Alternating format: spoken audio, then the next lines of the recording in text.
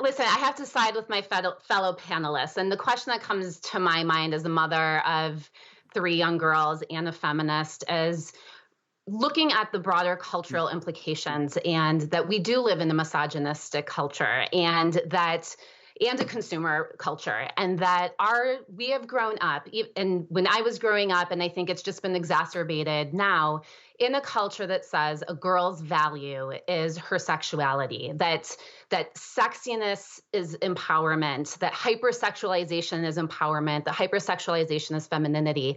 And that quote by Maimouna Decouré I found to be one of the most powerful. I read too, that hypersexualization is oppression.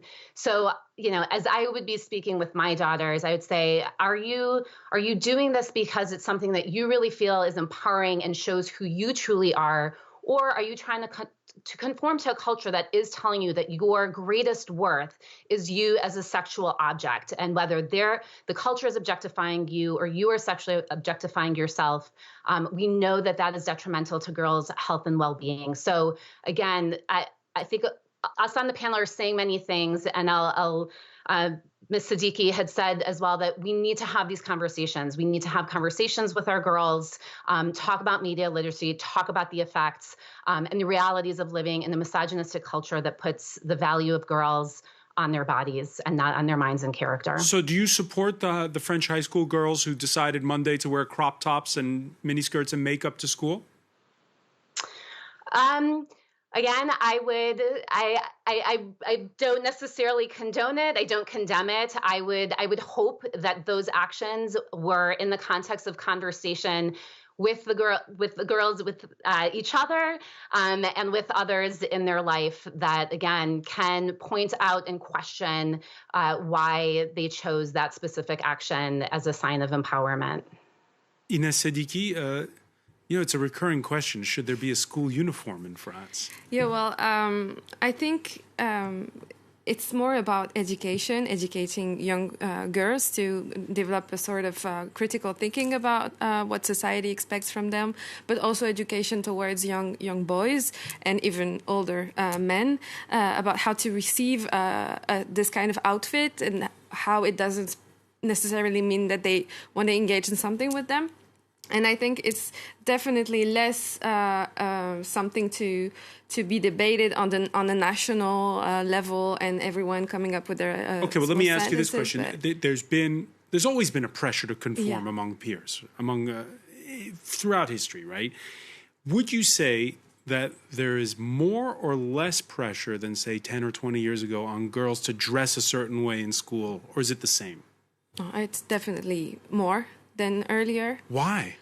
Because of all the shows you have on Netflix, for example, where you see young adults of 20, 23 years old, sometimes playing young teenagers, having sexual conversations and scenes as well. And you have also the spread of social media, everything being so accessible, so affordable for everyone to watch, and a big lack of education on the other hand to balance that. I think that's really the problem. In part one of our discussion, Rebecca and Salem, we talked about, and it was the point made by Nassima Oramoun, how perhaps we're at a turning point now with the Me Too movement. But then when you hear Ines saying how there's more pressure than before on high school girls to dress a certain way, do you agree? I think, I do agree. And I also think that this movement, the movement of Monday, September the 14th, is a really beautiful movement because it's a movement in which girls gather from all around the country to say that they want to dress as they want to dress. They're not saying that they want to dress sexy. They're just saying we are fed up that we have those rules that the boys do not have. And what is interesting about this is that, as you said, the directors of school now have the right to say and to create the rules that they want. And one of them published a letter saying that girls were not allowed to wear shorts. And I don't know if you're aware of this, but in Paris right now, in France, it's like about 30 degrees. So it's kind of hot weather.